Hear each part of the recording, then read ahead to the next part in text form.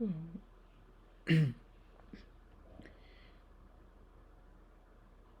welcome to the discussion on biomass conversion and biorefinery. So, this is a ninth week discussion. In this, we will cover the assignment problem of chapter 9, that is nothing but the bioethanol and bioethanol production, and we'll go through the important topics of the chapter 10, which is nothing but hydrogen, methane, and methanol.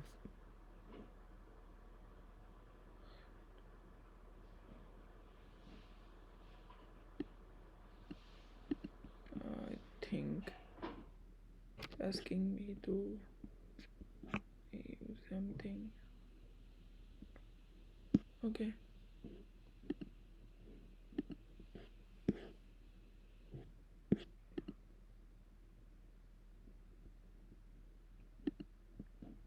Okay. Yes, if you know what. Okay, so I am sharing my screen.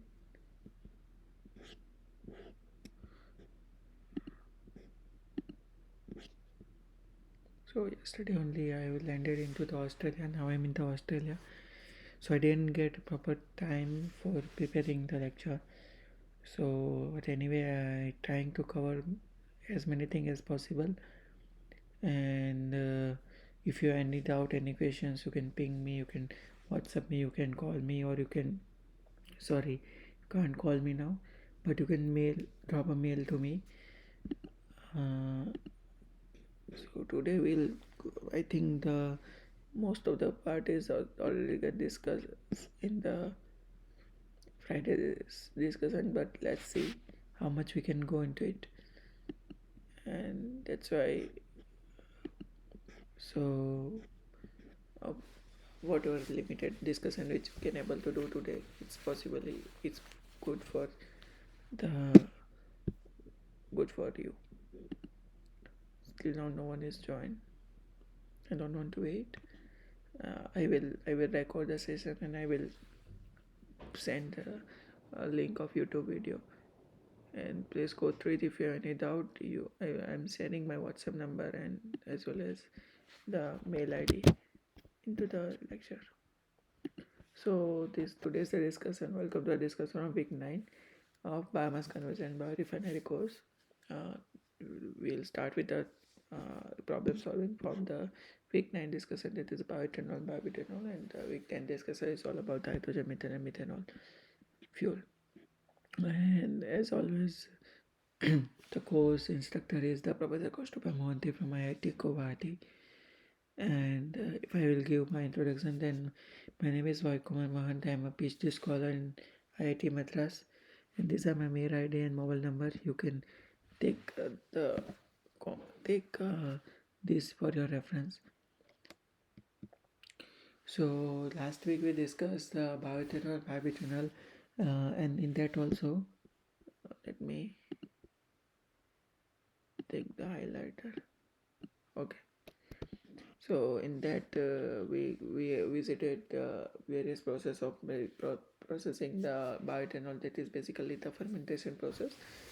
In that fermentation also, from the biomass, how we'll convert the bioethanol and the ABA, that is butyl in ethanol production. So we started with the bioethanol from the discussion of the corn.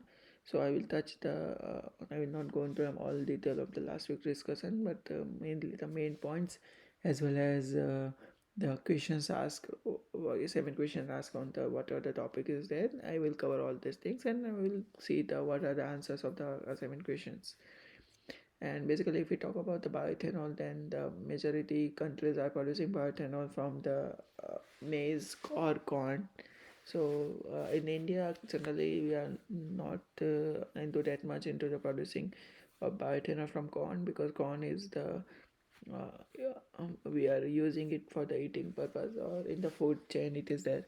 So what other countries have surplus production of the corn, and they don't have any kind of rules and regulation for it. So but if you see the top corn producing countries, in that the USA will be the top, and it followed by the China and Brazil. And if you talk about the what amount of this bioethanol production is there, then the majority of the production is come from the USA, which is 58%, and in that, out of that, other there is Brazil, followed by the European Union, China, and other than the rest. But if you see that in the US also, 95% production of this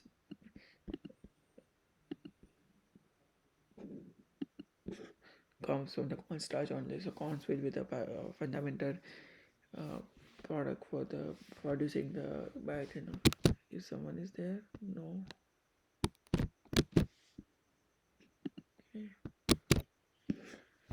Okay. So if you see the product total production of on a million metric tons, then as we already see the data, and according to the yield wise and the production wise, both the ways US, China, uh, and Brazil are the global leaders. You talk about India in this little share in that, but it will be increased in the future. Hope so. So if we talk about the pre-treatment of the biomass in this particular bioethanol or bioethanol production, that is a fermentation production. So the pre-treatment, there are three broad steps. First step is the measuring sequential interpretation. It is a milling, liquefaction, and saccharification. So in the first, we are going for the crushing or unit of percent base treatment of the biomass, and after that the second one is the fermentation, where we use the yeast which will convert this biomass into the ethanol or specifically bioethanol and different kind of alcohols. Then at the end we will go for the purification process, where we are using the different unit operations like distillations and other things that we have some impurities remains or byproducts, or the we want to distill it out of before using, before got stored and transported to the market. So if you want to see that how this biomass food chain will work in the further to formation of the production of the bioethanol, then the grain storage will be the first going to the milling operation, then it followed by the cooking operation, and then it followed by the liquefaction. We all discuss all this stability treatment, and then in the separate already discussed in the separate unit in which we focus is on the which kind of pre-treatment and why we need to do the pre-treatment, and what is the liquefaction, what the hydrolysis, why it is needed, how we can separate this how we can separate uh, cellulose, hemicellulose, and lignin out of it, and then how we can convert into the ethanol.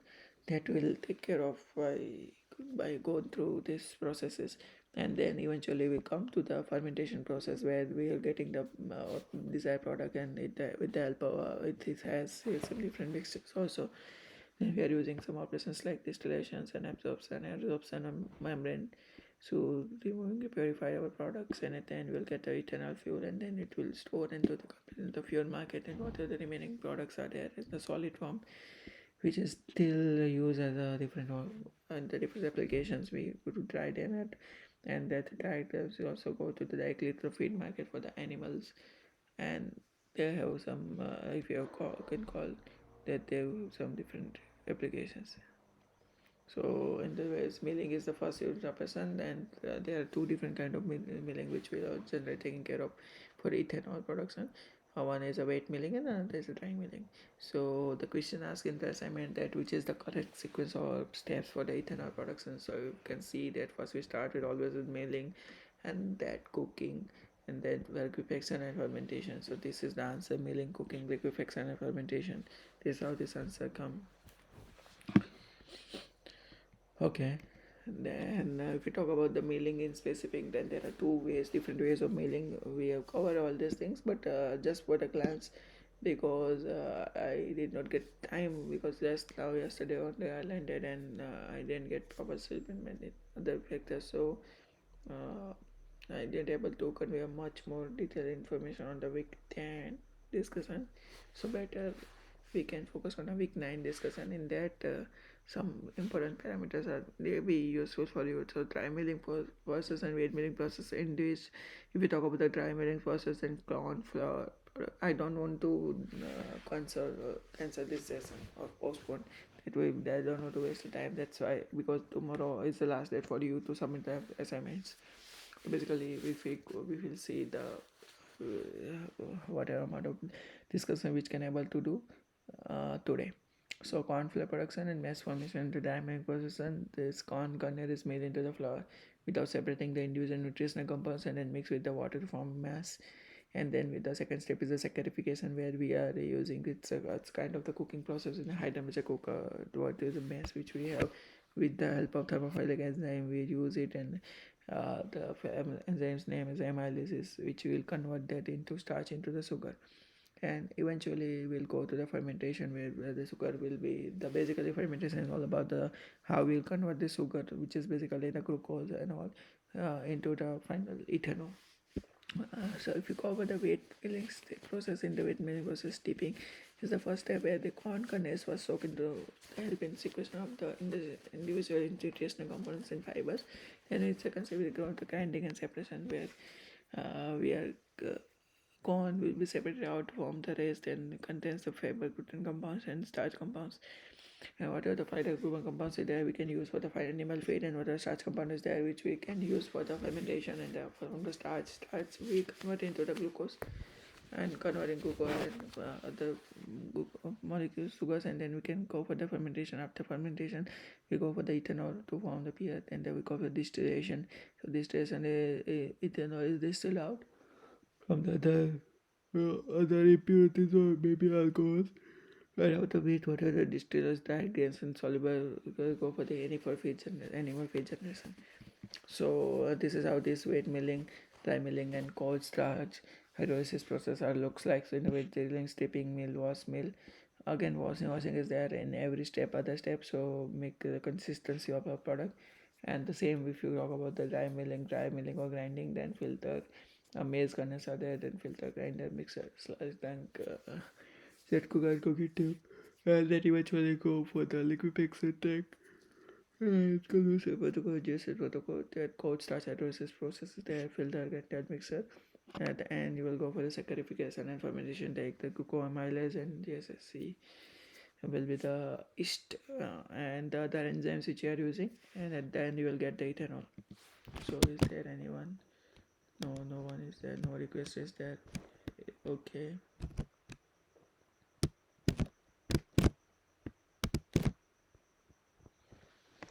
Okay, so the pre-treatment of biomass. Now we are starting with the in the pre-treatment. We are going to the last section again, discuss what is all this cellulose, hemicellulose, and lignin, and how we can move ahead with this. So if we talk about the cellulose, then cellulose is made out of the similar kind of glucose molecule, and it's a polymer. So polymer has a very large, from 1,000 to 1,000 or 10,000 molecule chains of glucose. If we talk about hemicellulose, then it is also a polymer chain, but it is not only consists only one kind of glucose or some kind of sugar, which is this is generally 6 carbon glucose, or which is known as hexose. So there is a mixture of different kind of pentoses and hexoses, 6 carbon and 5 carbon chain molecules in the hemicellulose, which are connected together. So if pentoses are xylose and arabinose, if you talk about hexoses, then mannose, galactose, and glucose are there. If you talk about the third compound, it's lignin. Lignin has a aromatic alcohol polymer.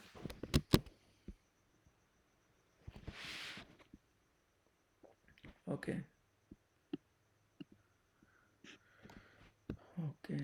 So basically, I am in Australia, and I recently come, so I didn't get yesterday night only I came, so I didn't get proper time. So I make the presentation which will consist week 9 discussion of the and assignment problem solving of the week 9, and then we'll go to the little bit part of the week 10. I don't want to cancel the session, so I go with it. And this is all we discussed in the week last week.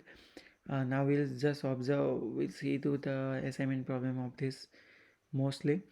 So basically, it's in the pre-treatment they mentioned that how this cellulose, hemicellulose, and lignins are separated out from in and out, and cellulose around 40 to 60% value of the hemicellulose, and 20 to 40% is there in the lignocellulose, lignocellulosic biomass, and 10 to 25% is lignin.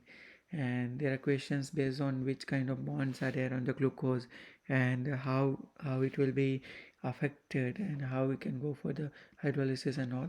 So the question asked is the smallest unit on the cellular structure is considered as elementary fibril. and a bundle of 36 cellulose chains bound by which kind of bondings. So as you can see that in the particular cellulose we are if you talk about the microfibers in there, so they consists of 30 to 36 whatever amount of microfibers, but at the end they have the hydrogens which are connected, interact with together, and can easily make the hydrogen bond, and then because there will be no chance of making any oxygen carbon bonding if you go for the microfiber elementary fiber chain structure. So although it is a polymer structure which is connected by the polymers, but if we talk about the cellular structure in that elementary fiber, it has due to this hydrogen bonding the strength of that structure will be increased. I think I didn't put that thing it mentioned into the professor's subtopic. If you talk about the cellulosic biomass processing, so I will cover the most of the thing which has the assignment questions, so I will not cover many other things. So if we talk about the lignocellulose biomass processing, then there are the steps. There are some uh, problems are there if you process the lignocellulose biomass, and now what are the strategy we can use. So let's see here. Though if your feedstock selection engineering is the has obviously it's the issue because it's not every time we can go for the similar kind of feedstocks. Then we have to take the feedstock which is less recalcitrant and which can generate less inhibitors. If we go about detoxification and conditioning, then we have to use the chemical additives. And if we are doing that things, then what are the potential drawbacks are there? We are not going to much detail. Last time we discussed all these things. I think someone has joined.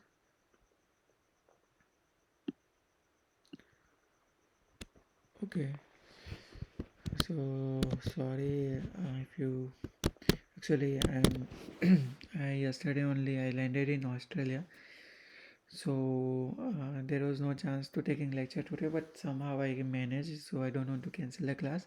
So basically we are covering the week 9 discussions assignment problem, and the week 10 a little bit information which I can able to gather.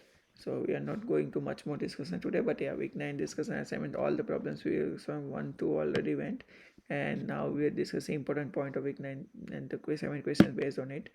And these all things were already in detail discussion was there in the last week session. So if you talk about the lignocellulosic biomass process, then there are various way of conducting out this process. So simultaneous hydroliquefaction is there, simultaneous separation and fermentation is there, simultaneous separation and cellulose production with fermentation. These are the processes are there if you want to use the if you want to produce the bioethanol. So basically we are relying on the cellulose because from the lignocellulosic biomass we are going for the cellulose, and from cellulose we can convert into the glucose, and hexoses are there. So all the hexoses we can use going for the production of the bioethanol by using the fermentation process in which we are using uh, the yeast or different kind of microorganisms and the presence of enzymes. So if you're seeing the simultaneous hydroliquefaction and fermentation where we are converting cellulose, first we use the cellulose as a enzyme, and then cellulose hydrolysis is the second step, and then we eventually hexose and pentose will get. If you go for the separation and fermentation, then after that we combine this the step of cellulose hydrolysis and hexose fermentation, and then if you go for the simultaneous separation and combined fermentation, then cellulose production and all other steps are combined. If you go for CBP, then everything is combined. And now it is with the various enzymes are there which are take part into the hydrolysis of biomass. Why hydrolysis is important? As we discussed in the previous classes, that biomass get hydrolyzed, and then after hydrolysis you will get cellulose, hemicellulose and lignin differently. So then after that you can further proceed for the cellulose processing, and you will eventually go for the fermentation and the ethanol production. So that's why hydrolysis is important. And here you can see the various name of the cell enzymes, but it is not that much important. Let's go to the another assignment question. So I just want to see that. Okay, if you are leaving, then just let me know. Okay, so microorganisms for colon based ethanol production. So there was a question asked that which microorganism is most widely used for the commercial fuel ethanol production of the sugar and starchy feedstocks. So basically, as we discussed in the previous some of the one class, that cerevisiae is the important yeast which people are using for the fermentation, and it is also mentioned in the professor's notes that brewers yeast. It is known as this kind of yeast is a particular name is come from the brewers. Brewers is the ethanol production or the alcohol production thing, and they are mentioning that the name give the name in the form of brewers yeast. So the name is Saccharomyces cerevisiae. So this is mostly used the commercial and yeast for the microorganism for production of ethanol. And this, you can see the various attributes of this. So it is useful for the natural evolution process of the biomass to convert into the ethanol, and it can go into the anaerobic condition. Many things are there. Other than that, another bacteria is Zymomonas mobilis there, which is also important. Other than that, if you see that which kind of thermophilic bacteria we can use while using this kind of fermentation process of ethanol. uh, uh, so let's see. Uh, it's a thermoanerobacter, retinol, silicious, clostridium, and clostridium is important. Thermobacter maternal, thermobacillium broccoli, and so on. So now we go for the cellular structure. So as it is mentioned last time, that's in 1833, French chemist and Pine discovered the first enzyme, which is diastase, and India it is also useful for the understanding of the cellulose. So after that, in 1838, he is the first one who make the first discover the cellulose, and then he also mentioned that cellulose is a homopolymer. Homopolymer is a polymer which has a similar kind of monomer, a similar kind of individual unit. Here in the cellulose, we only have the glucose, so it's a homopolymer and consisting of D and hydroglucopyranose units. So if you, I think I can't able to draw, but if you see that cellulose, and if you give the name of 1 2 3 4 5 6, then they are every first join is linkage with the fourth join of another cellulose, like this whole polymer get work it out. And if you talk about D and hydro, so if you consider the different kind of L and D structure, so in the D structure, so there are no water molecule, OH is present, so this is why and hydroglucopyranose units, they are joined in the one fold linkage, and it's a major fraction of the total carbohydrate lignocellulose. If you talk about the cell of BIOS, is a repeating unit in a long chain that contains two glucose units. So they are convert two glucose units connected, and that is a very repeating each and every after every molecules. So that gave the conformational stability for the cell structure. The glucose chain is the cellulose have one reducing and another non-reducing end. So let's go, and as you can see, the number of chain in which molecules are ranging from the 100 to 10,000 depending on to the which is the origin of cellulose. If you go to the plant, different kind of plantation and different kind of animal body, then animal body doesn't have cellulose, but different kind of plants as well as different kind of forest, it origin of that plant, the age of that plant very factor are affecting. So the glucose chains in the cellulose have, the question was asked like that. So if you see the glucose chains in the cellulose have one reducing and another non-reducing end. Reducing end means which can oxidize itself, and it can get reduction for the, it can do the reaction for the other end. So one end has hydrogen if you see, and another end has OH. So obviously hydrogen gas get reduced and always OXs cannot get reduced, so it is a non-reducing end, and another end is a reducing end. Now the same question, if you the cellulose is a high molecular weight homopolymer consists of D and hydroglucopyranose unit, it is there here, D and hydroglucopyranose units. So we can directly select this A1, but if you want to see that this is again this is mentioned here, I just copied that information for here. So there are L and D, two different structures are there. L is when left side OH molecules are there. If you talk about the OH molecule position, the D right side, then it is a D. Now cellulose bioconversion. So if you know that we discussed in this lecture last time that cellulose is we use the cellulase as a enzymes for processing cellulose into the glucose. So cellulose is not only one enzyme, but it's a mixture of enzymes. This is important information, and it is basically the cocktail. And now it consists of basically three different kind of enzymes. So one is endo, one for beta glucanase or carboxymethyl cellulases, and the second is exoglucanase or cellulobiohydrolase, and the third is a beta glucosidase. Those the three enzymes are combined together in the different proportion in order to get it. So and the glucans will act in the amorphous region in the surface glucose chains of the cellulose. So cellulose has a amorphous as well as maybe little bit crystalline region. So mainly this will be work on this region and then hydrolyze in one for linkage into a random manner. So now the what is the question it can ask. So what is the function of endoglucanase enzyme in the cellular system for the binder conversion of cellulose into glucose? So as you correctly see here, the endoglucanase is enzyme which will be used for the amorphous agent to be converted into the hydro sorry the target amorphous agent and hydrolyzed into the 1,5 linkages.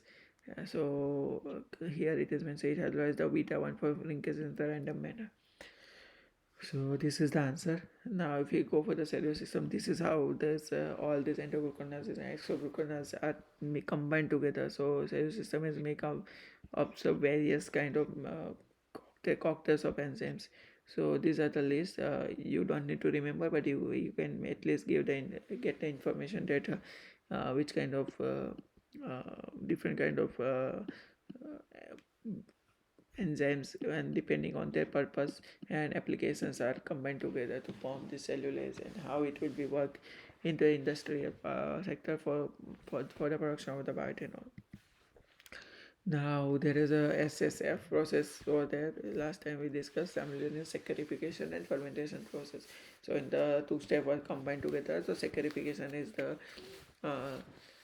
when we convert the sugars and then we go for the fermentation.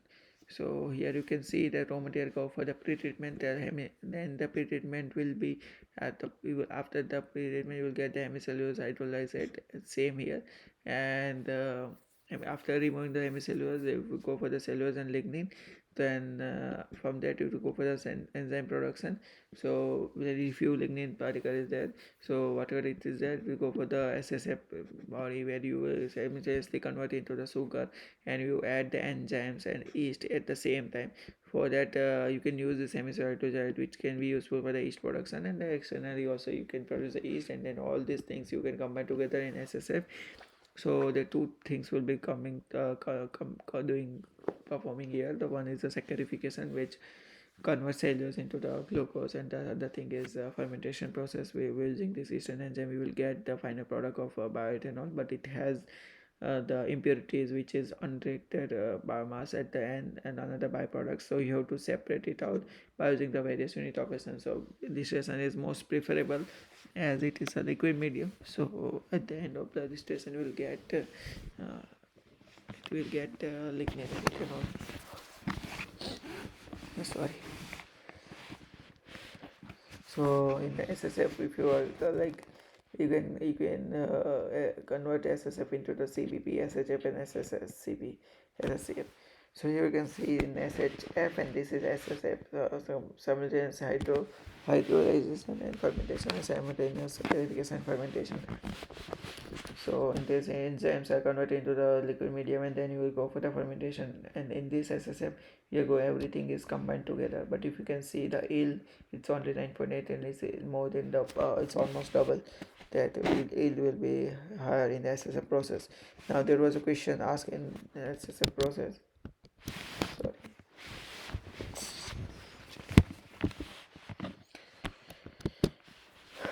That what are the advantages of SSF? So one is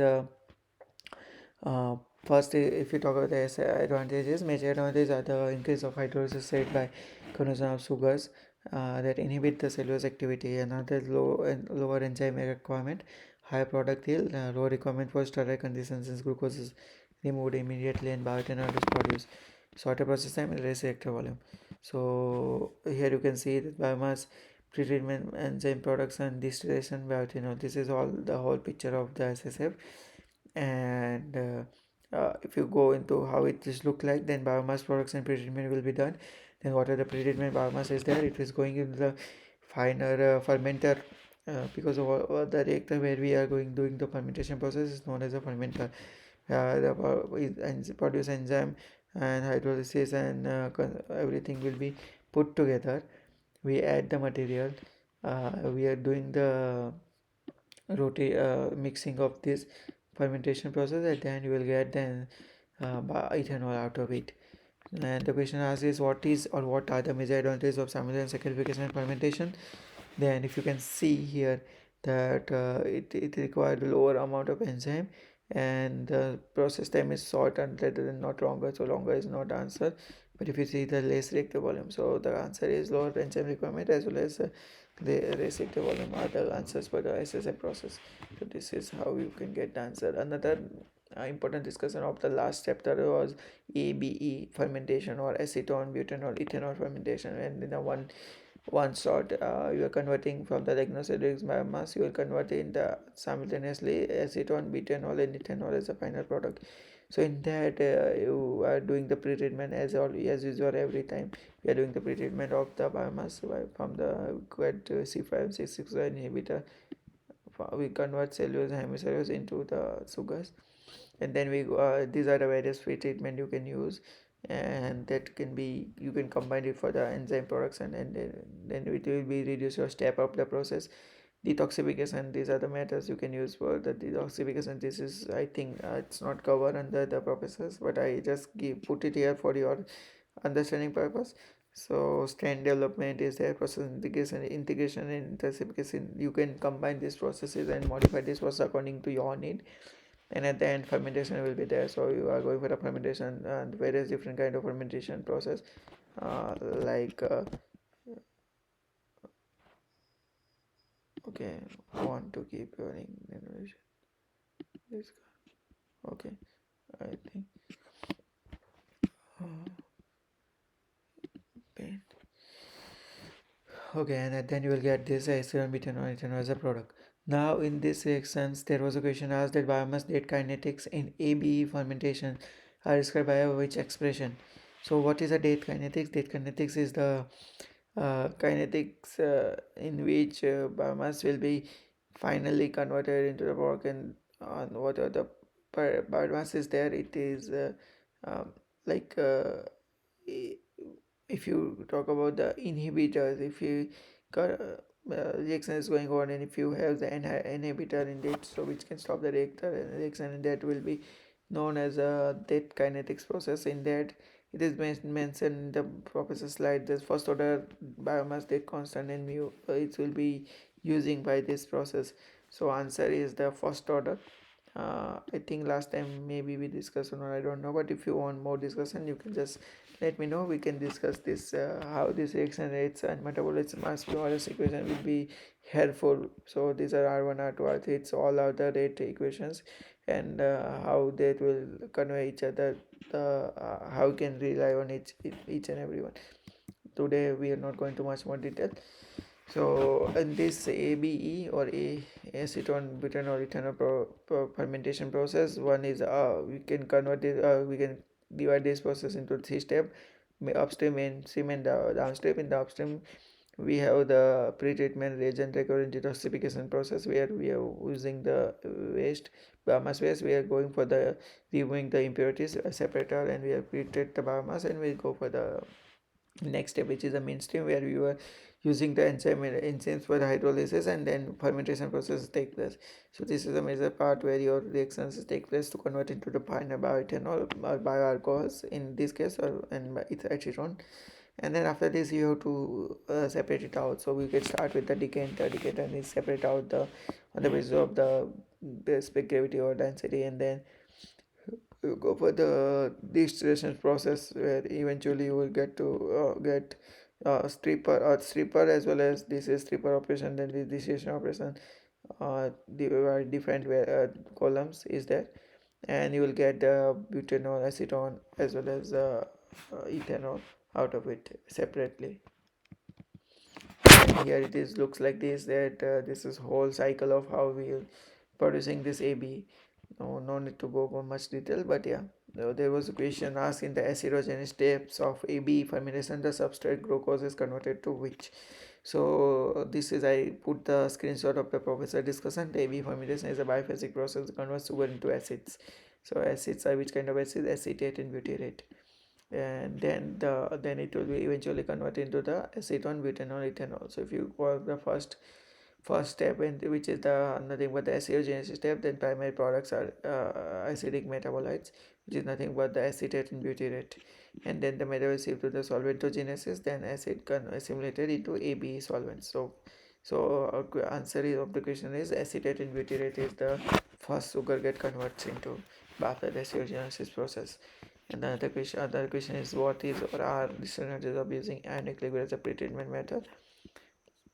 I think I forgot to attach it here, but as you can see, when you use ionic liquids are basically very much expensive. Another thing is we require washing of before use. Why? Because ionic liquid consists ions in our product. If we already have some ions and some impurities are there, that there are chances for reacting them and making the byproduct with our ionic liquid. It's not highly flammable. It depends. If sometimes you're using some solvent which are highly flammable. So ionic liquids are basically two liquid which you combine together, or kind of liquid which combine together, and then you will find the final liquid which has ions in it, which is both positive and negative ions, and that will be helpful for uh, giving the electrons or receiving the electrons from the process when and as and when needed. So the answer is, what are the disadvantages? One is expensive, because in the formation or production of the ionic liquid is not that much easy, and the requirements of washing is definitely will be there. Otherwise, that will be reactive with the ionic liquid and you get a different product which will not your use. Okay, so I think this is a week 10 discussion, not week 9. So it's hydrogen, methane, and methanol.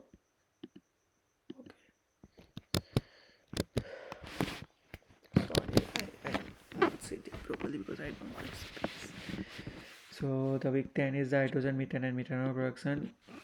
So maybe I cover some of the slides of professor in very limited time, and I cover some of the good information from the internet. If you talk about the if you talk about the hydrogen production, then in the one of the lecture we discussed that this same slide is we discussed that biomass get to be converted into the hydrogen by various ways. So one way is the steam gasification, which we discussed in the last lecture, and from that it will go for the synthetic syngas reforming, and out of it you will either by directly from this syngas reforming you'll get this is the syngas reforming. Syngas mean you have methane with it. So methane will work react with the water vapor, and it will convert into CO plus CH2. This is a synthesis syngas, and that synthetic gas, and then synthetic gas will be eventually converted into water gas shift reaction, which is very famous reactor where you have the CO and H2O. We have eventually have CO and H2. Then if we use the water vapor as a catalyst, then you will get the CO plus H2O gives CO2 plus H2, and here you will get the hydrogen at the end. So similarly thing we can do from the supercritical water gasification also. So in this gasification, if you use the water as a solvent and it is in the supercritical condition, then the second step is same syngas forming, and that the water gasification and hydrogen formation. Another is fast pyrolysis. So in the fast pyrolysis, you convert into the as we just studied last week, we said biochar and bio oil. If you go with the slow, then you will eventually get the biochar. If you go with the fast pyrolysis, then you get the bio oil fraction more than the biochar. So you go for the bio oil, and then eventually you get the water gasification and hydrogen. It's a similar way of doing production of hydrogen, and it is known as a biohydrogen. Basically it is produced from the biomass or biological way of root. So biodiesel has been mostly produced from the three microorganisms, can be divided into three categories.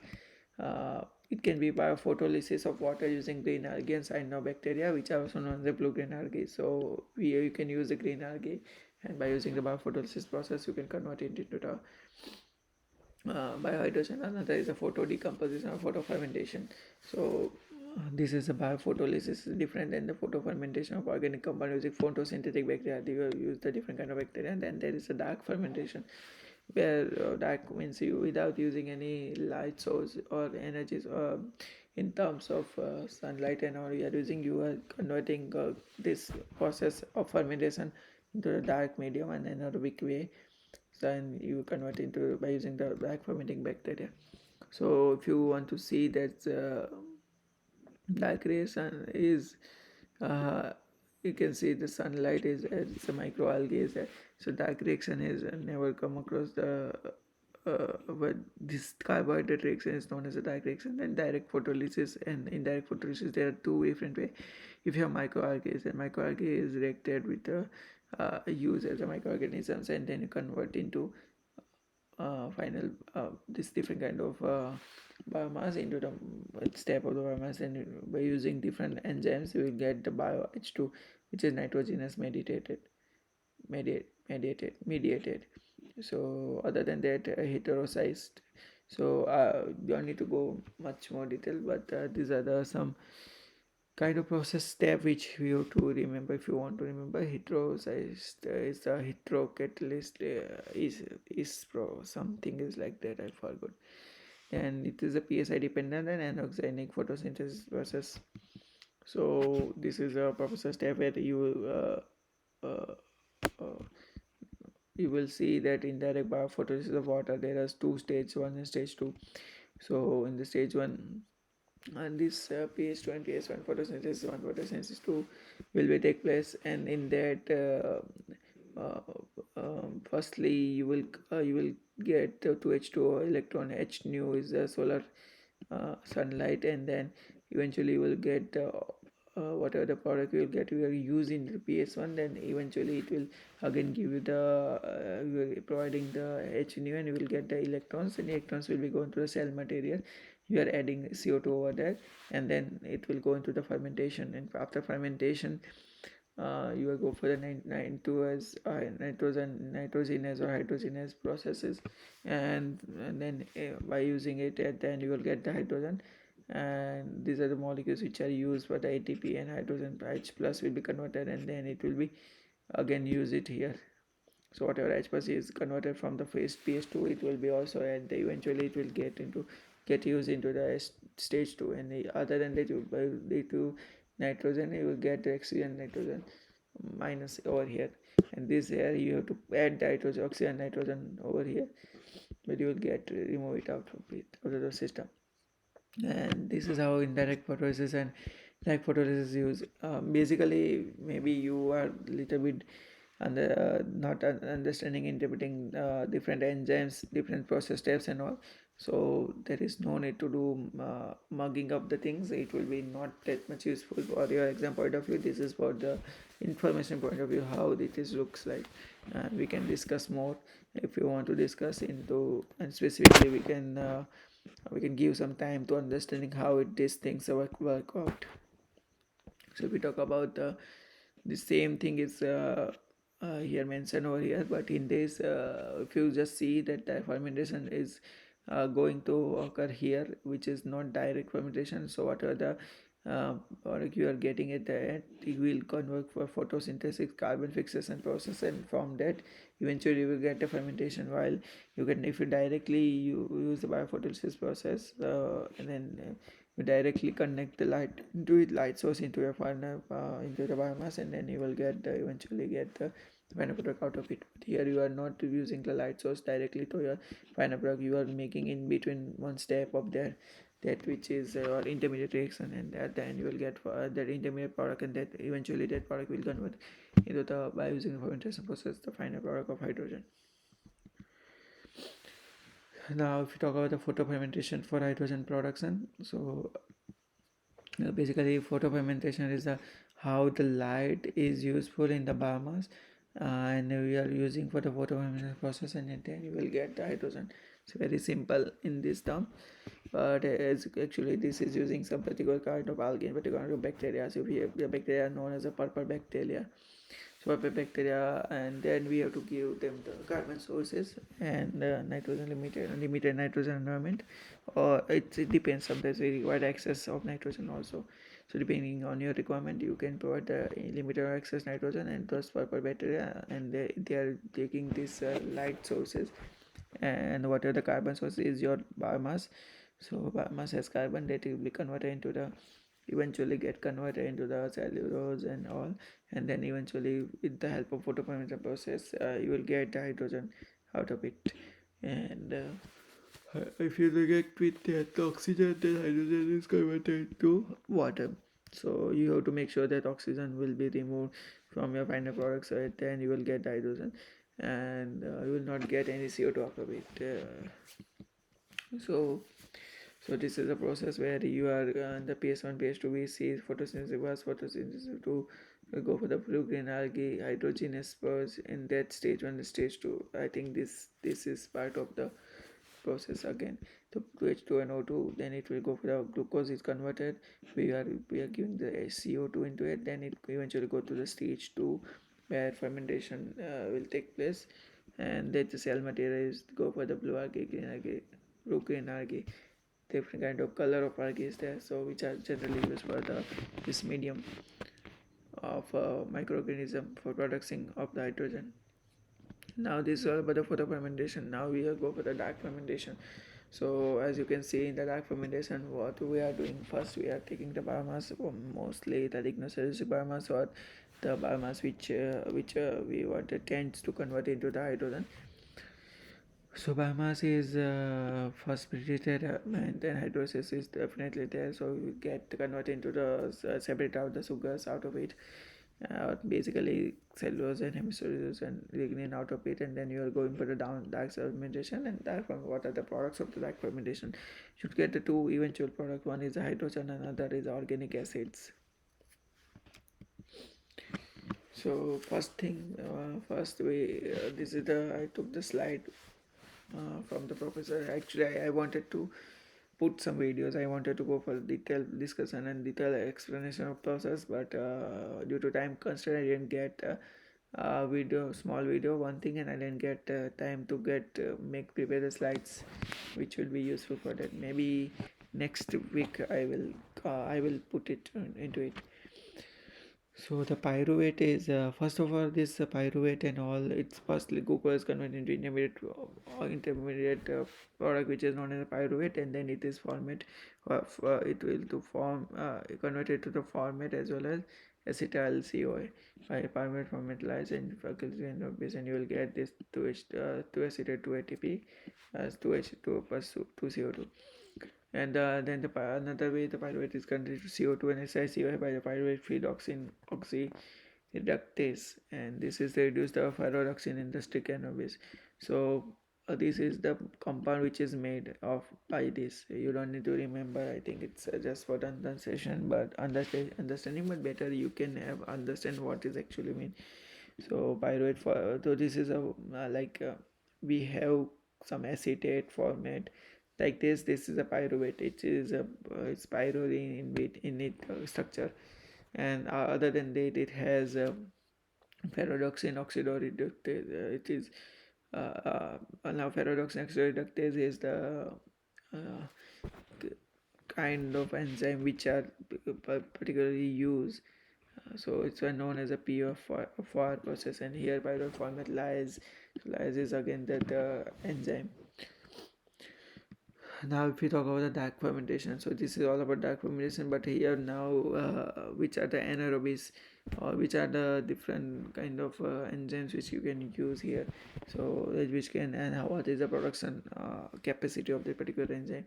If we talk about the strict anaerobies, so there are different categories of anaerobies. If we talk about the strict, then hydrogen production by strict anaerobies by using the Clostridium sp.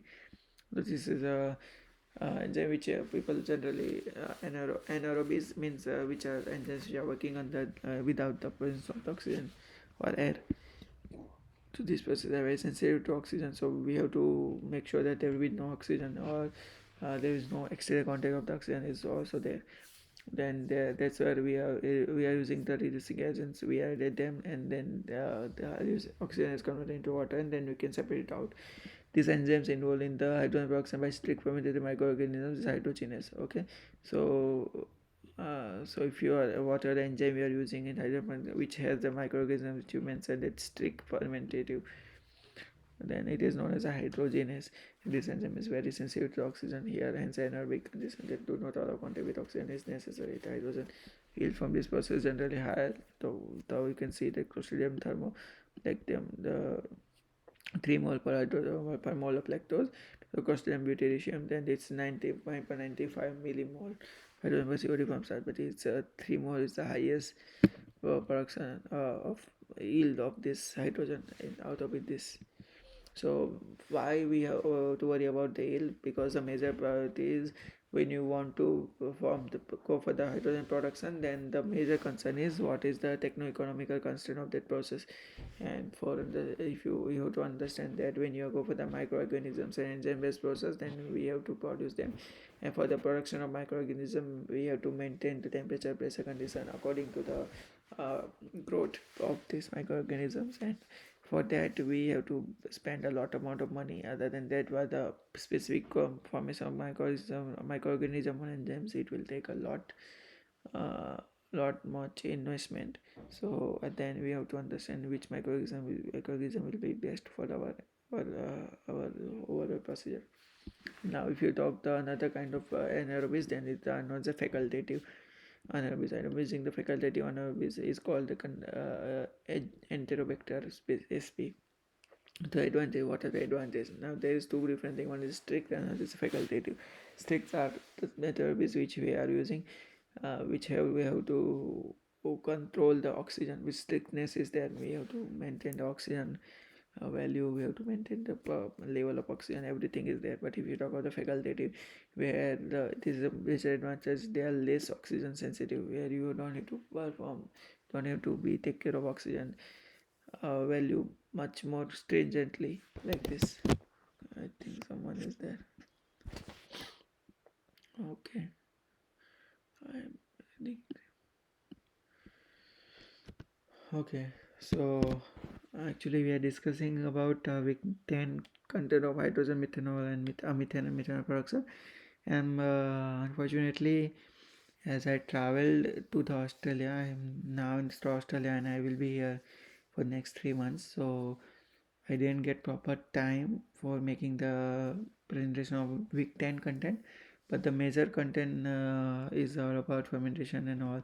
We discuss and we get to know about what is about photolysis, fermentations and all.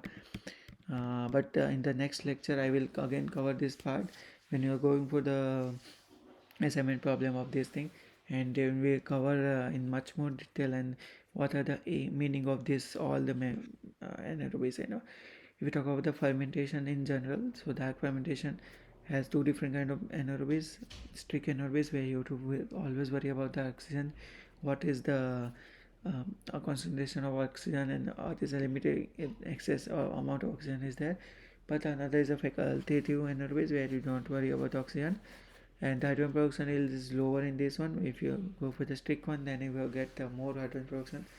And if you talk about the format or the PFL system, which we discuss, which will go for the much more discussion if you want. And there are some enzymes and pathways are there which is pre-described in the microorganism processes. So MADH and FHL all are there. But here if you want to see the uh, if you see the example of this facultative anaerobes, and the example is okay, which is from the IIT. 6 mole hydrogen of per mole of sucrose is there, which is developed from the in 2001 from the Kumar and Das. So the another importance are the erosions from the two different kind of group of the Japan group working on it, and they develop it. But you will see the highest is from the Kumar and Das. Now the biogas production. When the biogas production, we have maybe gone through the whole chapter of its biogas. In this particular biogas is generally related to the methane production. That's why it is coming over here. And in that one, last time we discussed about the gasification process, and all. Uh, um, 1 minute.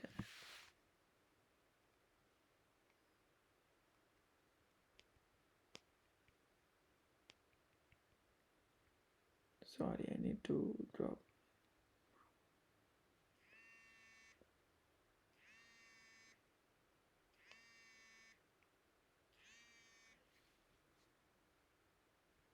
Sorry, pardon me. I need to drop a message. I got call from my professor, so I need to drop a message.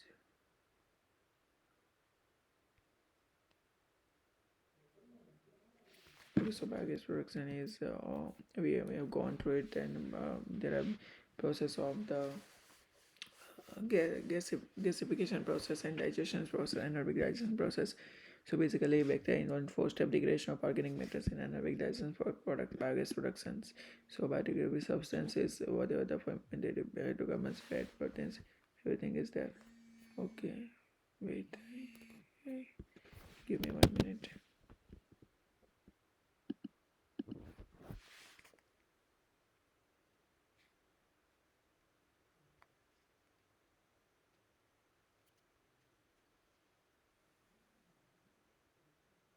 நீங்கள் அழைத்த நபர் வேறு ஒருவருடன் பேசிக் கொண்டிருக்கிறார். நீங்கள் காத்திருக்கலாம்.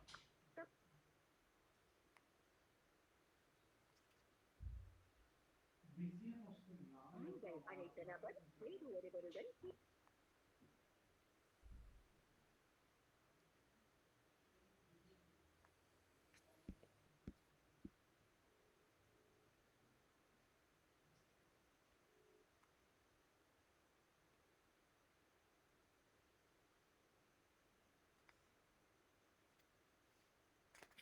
Hello. અલા ભાઈ lecture લેવાનો છે મંગળવારે લઉં તો પછી વાત કરીશ. ચાલો, ટાઈમ નહીં.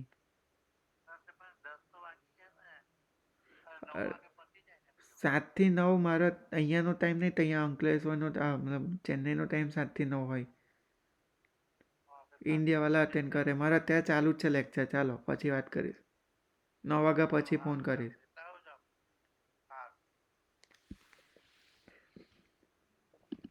So sorry, actually I need to take a call. Yeah, so I think I opened the mic. Okay, so first is the fermentative bacteria. There are 4 steps which we have gone through, like fermentation, then acidogenesis and acetogenesis, and at the end methane formation in the 4th step of the anaerobic digestion process. That first is a biodegradable substance, hydrocarbon, fat, proteins are converted into the fermentation. Then we go for the acidogenesis. We will get some acid will be formed, and in this basically amino acid, fatty acids, sugar, and some alcohols need to be formed. Then another second step is when you use the acids in it, acidogenic bacteria in it, then it will convert acetogenic, means it will convert to acetic acid, and acetic acid eventually give you the methane and CO2 at the end. So that process we want to focus on the methane formation. Then you are, after the acetic acid, you reacted with the methanogenic bacteria, which eventually converted into the methanes. Okay, so there is one important concept in it, which is a biofiltration. So I just put one slide which is a little bit different. And biofiltration is nature biological metabolism of the sulfur oxidizing bacteria species to convert hydrogen sulfide into elemental sulfate or sulfide. So basically, when we use this uh, process of anaerobic digestion or any kind of digestion for production of biogas, then we have to make sure that it will be not consist more amount of hydrogen sulfide. Hydrogen sulfide is nothing but the H2S. H2S is environmentally harmful chemical gas, and there are many challenges, and it is deadly if you come into contact with it. So basically we can use some kind of bacteria which is a sulfur oxidizing bacteria, which is oxidize this H2S molecule in the presence of oxygen. Then it will convert into the sulfate, which is SO4, and sulfite, which is SO3. So these systems are designed to ensure high density microwave community maximizes contact between the microorganisms and the feed gas. Biological filter combines water scrubbing and biological desulfurization. is water serving. So we are using this kind of filters, which is a biological filter. And water scrubbing, biogas, and digest will be the counter curve one. You can separate it out, and biogas you will separate out. Then the bioscrubber, biofilter, and bioclicking filter. Now if we talk about the production of this anaerobic digestion, then there are different kind of design parameter which we need to think. And we have, I think in the past we have gone through the different designs of anaerobic digestion, so similar kind of information is given here again. So if you talk about the design parameters of anaerobic digestion, then we have to take the general parameters and units, which are the what is the input.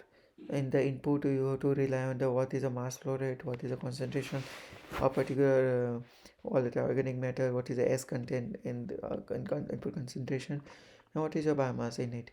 And if you talk about the output, then whatever the biogas which you are producing, so in the output there is no only the single biogas output.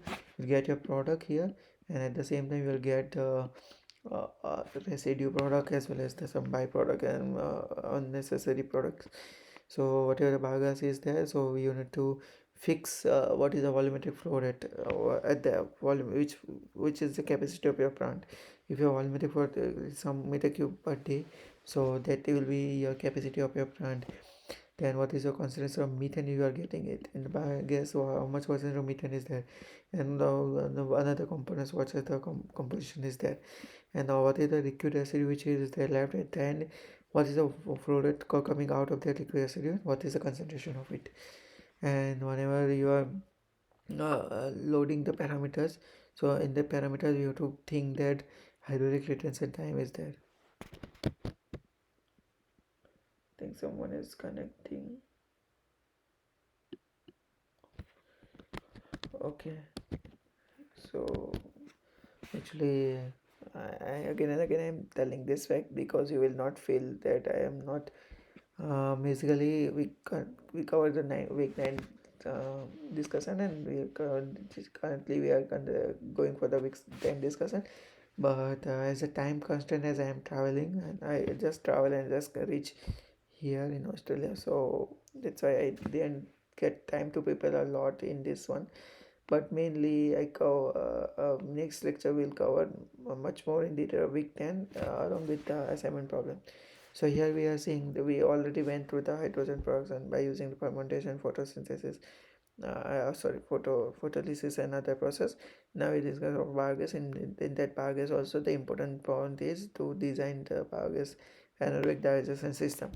So as we see the fourth step of anaerobic digestion, now for the system, as we see that what is the input and how we take care of it, and output what is the product, and other than that what are the liquid residue, and we have to sync up the load parameters. So what is the retention time of your particular feed into the reactor, what is the organic load rate. Organic load rate is how much organic percentage is there, what biomass basically from the organic parts, that is consists mainly the cellulose semicellulose part, or the sludge load rate. So what is your sludge which you are putting it in, and the performance parameter will be take care of the biogas yield, obviously methane yield. Also main is you focus on the biogas, then in that biogas also how much amount of methane is there, then what is the productivity. So these are the equations you need to take care of when you are wanted to design this biogas production by using the gasification and anaerobic digestion process.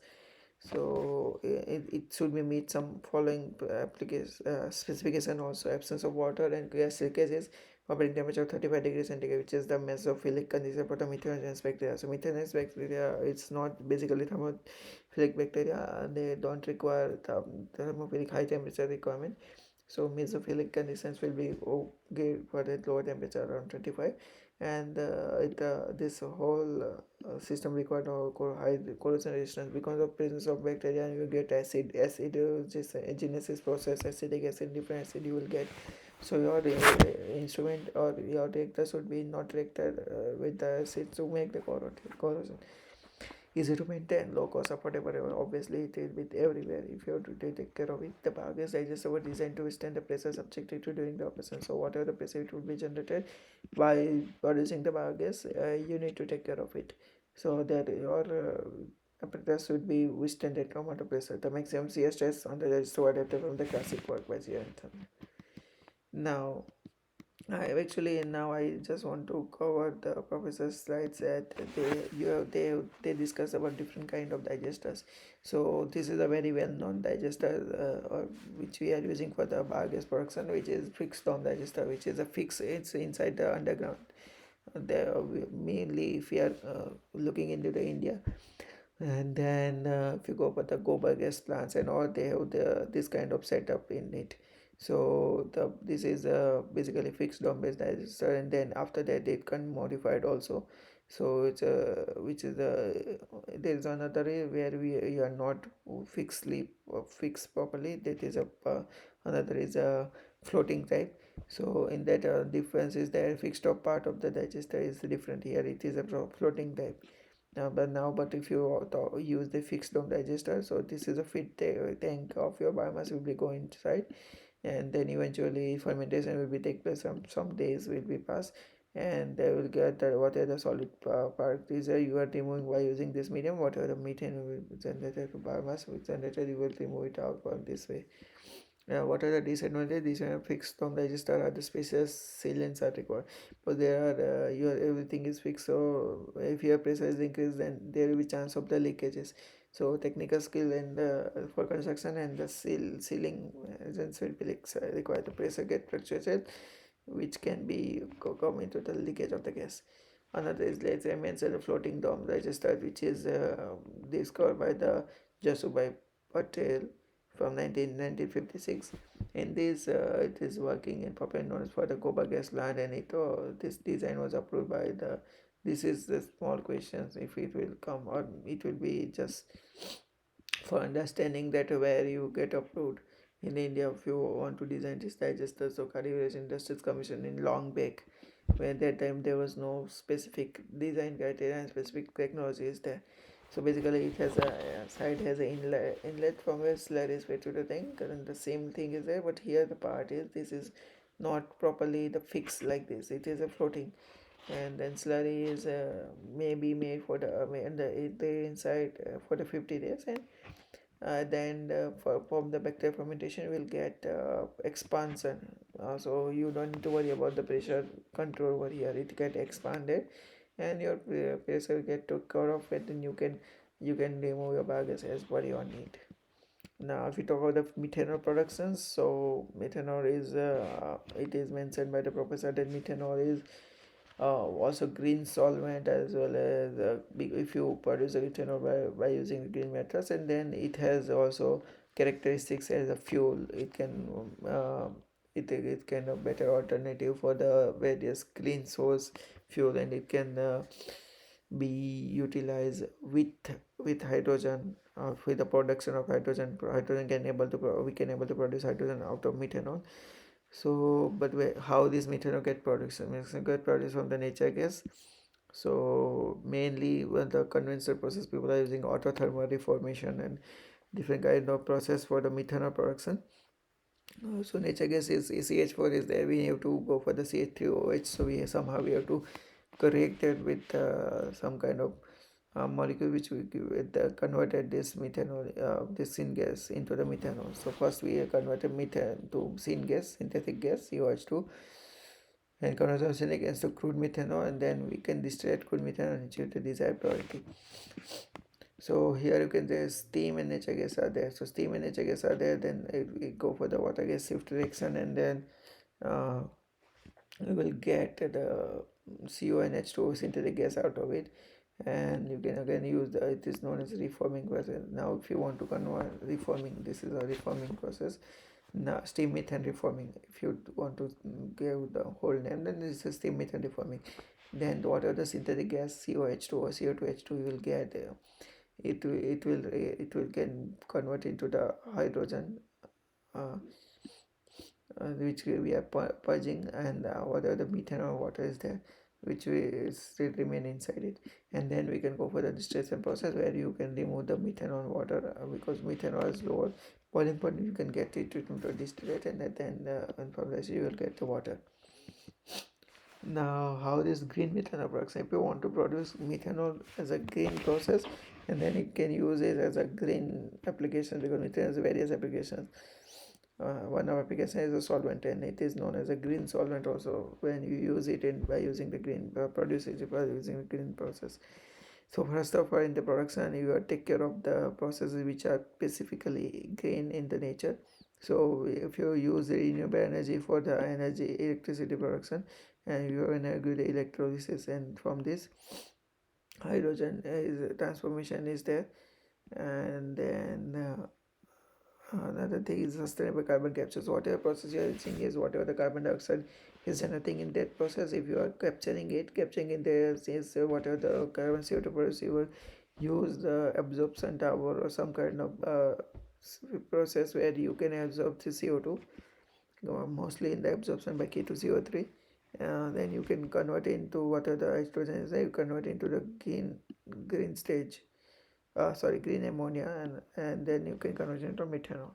Now after that, if you have this is not only just focus of the methanol, this is how we convert this whole ecosystem in the green ecosystem, or it can be lower production or lower pollution generation. Then after converting to various products like hydrogen, ammonia and methanol, or some synthetic fuels which will be useful, then you can transport it in by using the pipeline, ammonia cracking, storage, shipping. So depending on your final product, it will go to a different way. And what are the end users? If you have hydrogen, so this is mainly focused on hydrogen. So hydrogen can be used for the heating media. It can be used for the industry, steel, chemical, cement industry require lots and lots of hydrogen. And then power generation, you can use anything. It's not like that power you can generate only power from the nature gas or coal, or maybe the different kind of petroleum section. But you can use the hydrogen. Obviously you can use the ammonia also.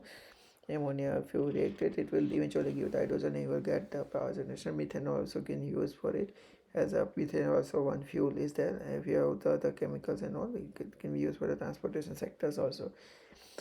So methanol can be blended with petrol or ethanol or different kind of ethanol. It can use methanol can be purely also used as a fuel, but it depends on the characteristics and possibility of engine to take it.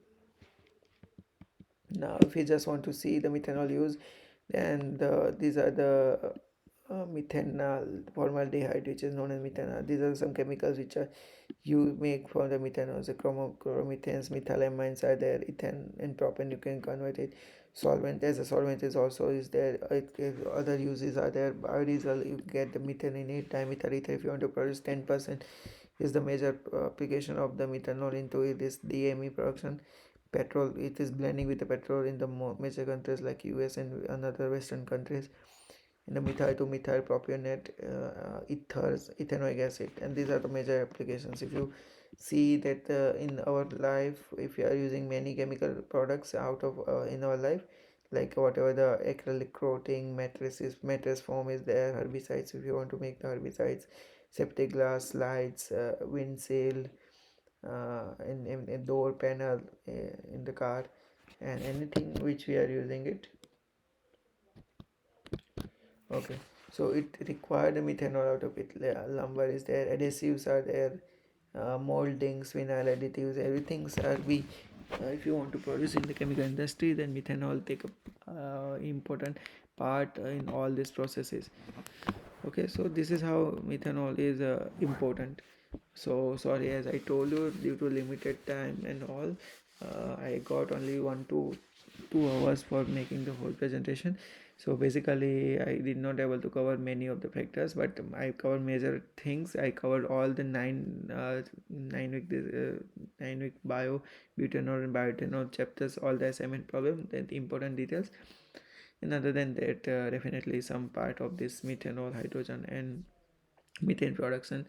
And I want to conclude my today's talk with one of the famous quote from the Charles Darwin, that a man who dares to waste 1 hour of time has not discovered the value of life.